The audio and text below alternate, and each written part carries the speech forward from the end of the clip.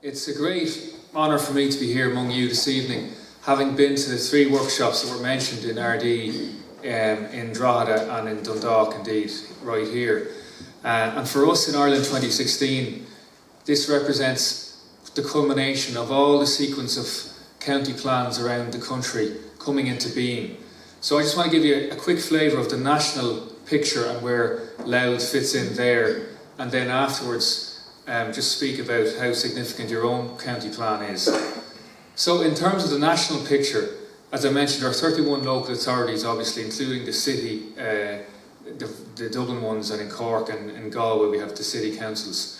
And following, if you like, in parallel with the 7 strands, state ceremonial, historical reflection, the living language, youth and imagination, cultural expression, community participation, which is what we're very much about tonight, and global and diaspora. They were set out last year, early last year, as being the 7 strands that the state programme would follow.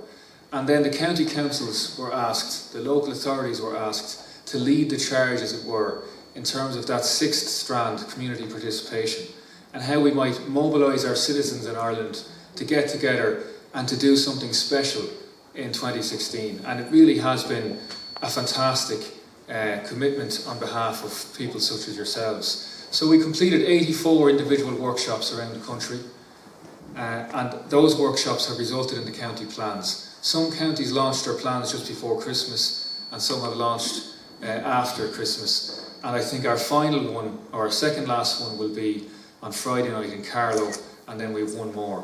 So really and truly, it's been an honour for me to be involved in that, to see how it's been brought up. We're getting on with the first county of volunteers in Louth was founded in Dundalk in January 1914, and by August 1914, county-wide, almost 5,000 Louth men had enrolled in the Irish National Volunteers. The county executive was established, 28 district companies were organised into 10 regional battalions, and a nursing corps had been established. An equipment fund was generously subscribed to, and a propaganda film was made of a rally of some 2,000 volunteers in the Grove Field in Castlebellingham, which took place on the 12th of July 1914. Then less than a month later came the tragic split over support for the European war, spurred on by unresolved bitter divisions that lay at the heart of nationalist politics in County Louth. The 30 or so men under Paddy Hughes and Sean McEntee, who broke away from the majority, were regarded with hostility, were attacked at their inaugural meeting of the Irish Volunteers, which was held in the Town Hall on the 18th of October 1914, and had to be rescued by, of all things, the Royal Irish Constabulary. Despite repeated demonstrations of local hostility, they persisted and slowly built up the Irish Volunteers in Louth until by Easter 1916 its membership totalled around 200. And Paddy Hughes himself was a member of the organisation's national executive, which was nominally led by Owen MacNeill.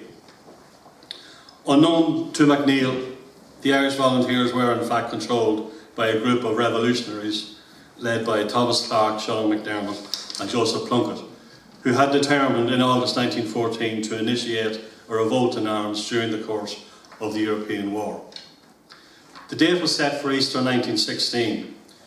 Recognising his own limitations as a military commander, Paddy Hughes appealed for help from volunteer headquarters, and about 3 weeks before the rising, Donald O'Hannigan, a Limerick man, was sent to Dundalk to take command. The Louth volunteers were badly trained and badly armed. An article in the Dundalk Examiner, who were normally sympathetic, published on the 15th of April 1916, barely a week before the event, described recent field exercises undertaken by the volunteers and remarked that there were seldom so many blunders crowded into 30 minutes, and that the officers discovered that there was a big difference between theoretical and practical knowledge. Roger Casement and Joseph Plunkett negotiated in Germany for arms and men. Arms were promised, but not men. Being of the opinion that the rising had no chance of success, Casement made his way home during Holy Week, determined to halt the rebellion. As part of the Volunteers' Deception Plan, the Town Hall in Dundalk was booked for a public lecture to be given by Patrick Pearse on Easter Sunday night. This prompted a heated debate at Dundalk Urban District Council.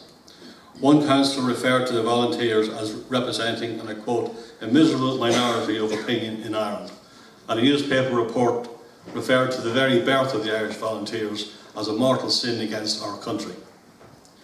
On Good Friday, a German ship, the Odd, with 20,000 rifles on board, waited in vain in Tralee Bay for a shoreline signal from the Kerry Volunteers that would bring the boat safely to harbour.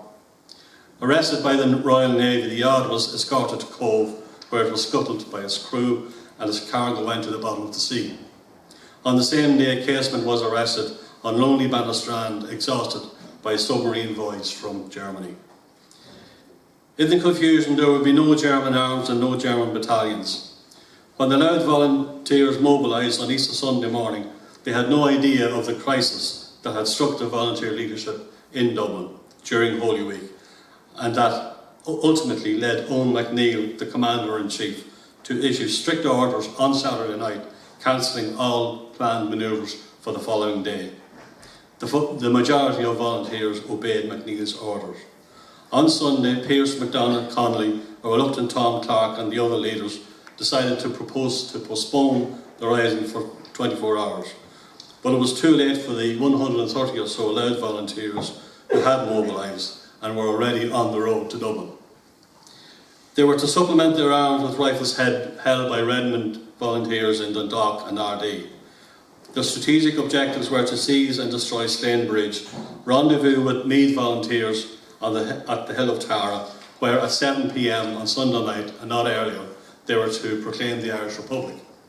They were then to move into positions in West Dublin to prevent British reinforcements from coming in from the Midlands, and to hold open an escape corridor to the west if the Dublin rebels were compelled to evacuate.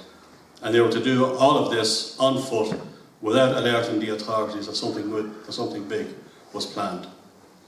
The Louth men were in Slane around 3 o'clock on Sunday afternoon when the news reached them of McNeill's countermanding orders. A number of men were dispatched to Dublin to get verification from Pearse and Connolly, but hearing nothing by midnight and soaked to the skin, it was decided to retrace their steps. Sean McEntee was sent to Dublin in a final effort to get verification, while the others started their long and painful march home. The column dispersed as it marched, the troop of volunteers being under instructions to remain under arms until matters clarified, seized and occupied Barmead Tower. On Monday afternoon, what remained of the column reached Lurgan Green when McEntee caught up with them. The rising was on. Immediately setting up road checks, the volunteers seized vehicles and re-entered Castlebellingham. Local RIC men were made prisoner, as was a British Army officer, Lieutenant Robert Dunville from Belfast. With the men provisioned and in the process of withdrawing by car from Castlebellingham, Lieutenant Dunville was shot and wounded. However, the bullet passed through him and fatally wounded Charles McGee, a popular member of the Royal Irish Constabulary based at Gilbertstown and who hailed from the Donegal Gaeltacht.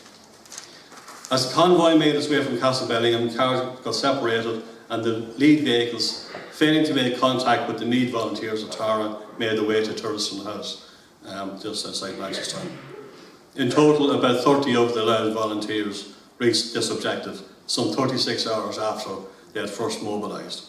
Sean McEntee, one of those who got separated, made his way on his own into Dublin and eventually into the GPO. The volunteers at Turlestown were ordered by James Connolly to make their way to the GPO. However, this proved impossible.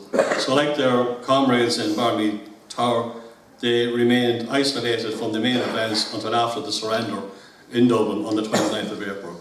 The Louth men then dumped their arms and dispersed. At best, the Irish volunteers had 10,000 badly armed men, about 1,200 of whom mobilised on Easter Monday. They had no machine guns, no artillery. Many were armed with single-shot rifles and shotguns. By way of comparison, 2 months later, on the 1st of July 1916, the British Army suffered 60,000 casualties, 20,000 of whom were killed on the first day of the Battle of the Somme, a campaign that would last for another 4 months. Given the comparative resources available and the strategy favoured by the volunteers, which was essentially to seize Dublin and wait to be attacked, there are no circumstances that the 1916 rebellion could have succeeded militarily. But after 5 days, Pearse argued and insisted on a cessation of the fighting, in his own words, desirous of preventing future slaughter of the civil population and to save the lives of as many as possible of our followers. Some volunteers who witnessed the fighting in 1916 and who provided the leadership for a reinvigorated organisation from 1917 onwards had noted the mistakes of the 1916 tactics and vowed never to repeat them. Local reaction to the rising was hostile, particularly in view of the death of Constable McGee. In the words of James McGill, later commander of the IRA in this area, the killing of Constable McGee had an unfortunate and damaging effect on public opinion in the town of Dundalk and district. As McGee was evidently very popular with all who knew him, the inquest and the verdict had the effect of turning sympathisers away from us and gave the people opposed to us the opportunity to cast ridicule on the early fruits of our insurrection. Local councils, clergy and newspapers condemned the rebellion, only the Dundalk Examiner making some supportive remarks, referring to the leaders as being, if not prudent, at least men of courage, and that, and I quote, the gallantry of all the men who fell must command our admiration. Letters from local soldiers at the front, publishing newspapers unanimously condemned the affair. General Edward Bellingham from Castle Bellingham, officer commanding the 8th Battalion Royal Dublin Fusiliers, being particularly bitter, understandable in the context that in Easter week his battalion, comprising mostly of Irishmen, including some from County Louth, suffered 500 casualties, men killed, wounded, gassed and missing during successive onslaughts by the German army between the 27th and the 29th of April, while the rising was going on in Dublin. It is known that at least 3 Louth men, all civilians, were killed in Dublin. James Finnegan from Stickhill, Patrick Hoy from Clarhead were killed during the North King Street massacres, along with Peter Lawless, whose mother was from County Louth. Also killed was Dundalk-born Father Felix Joseph Waters, killed by a stray bullet in the Mount Street area. And of course, RIC man Charles McGee was killed in Castle Bellingham. About 77 Louth men were arrested in the aftermath of the rising. 4 were court-martialed for the killing of Charles McGee, 3 sentenced to death. Sean McEntee, Frank Martin and Dennis Leahy later commuted, while James Sally was sentenced to 5 years hard labour. The Louth prisoners were released in batches over the following 12 months to mixed reception. One returning prisoner, released in December 1916, recorded that scarcely any notice was taken of them when they got home, while others had a formal reception in the Foresters' Hall in Market Street. Slowly during 1917, the volunteers re-established and reorganised themselves. By February 1918, the Louth volunteers were at the centre of the Sinn Féin campaign in the South Armagh by-election and used the opportunity to establish companies of volunteers in the south of that county. For the next phase, the volunteers and their supporters, not only in Louth but all over the county, would adopt combined military and political tactics with a confidence, determination and ruthlessness that surpassed all that had gone before. Thank you very much.